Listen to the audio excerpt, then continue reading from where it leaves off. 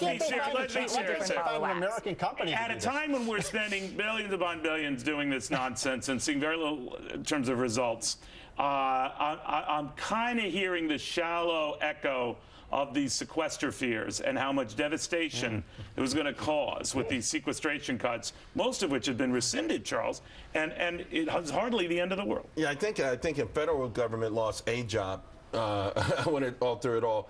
You know, if you take a look at sequestration last year, if you look at GDP, second, third quarter of the year, substantially higher than the year before, substantially higher. You look at employment. April employment last year versus the year before was up 111%.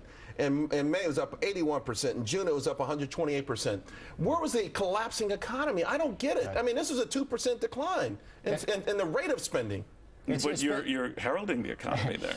I'm saying that sequestration did not send us off the rails. I mean, you know, the idea that was all doom and gloom and it was going to kill us. But we got to tighten our belt sooner or later. I think that was a good litmus test and a proof that we can live. What we learned, Charles, was that federal agencies can cut 5 cents on the dollar. By the way, Neil, that's what businesses do all the time. They find their inefficient spending and they cut it.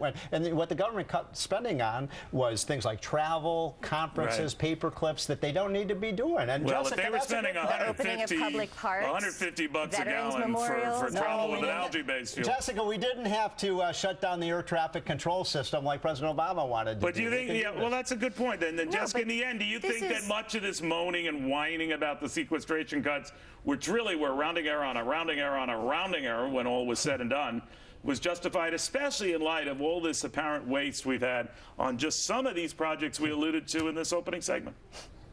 No, because what really upsets me about it, and I think what upsets the American voter, and we're going to see this again at the polls, is that this was just taking the economy and using it, and the real problem we have of debt and deficit, and using it as a political football to gain sort of a few points here or a few points there. There was damage done to people's lives. The OMB even came out and said people weren't able to pay their bills. No, you didn't answer my question about. A good thing to no.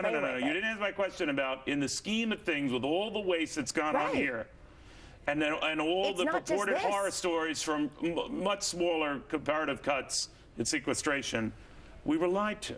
We were lied to. But the sequestration did make an impact. It didn't have I'll tell you what made a bigger impact. I'll tell you what made a bigger impact. But the main issue... No. What made a bigger impact was what the money we just pissed away here. That's what made a bigger impact. Oh my gosh, the Department of Defense, you're talking about one small thing with algae here? I'm talking I mentioned the algae thing because I found that because funny. There's so much I'm waste. just telling you, we have had a far bigger impact on this waste and spending than whatever nominal cuts we had through sequestration. That's all I'm saying.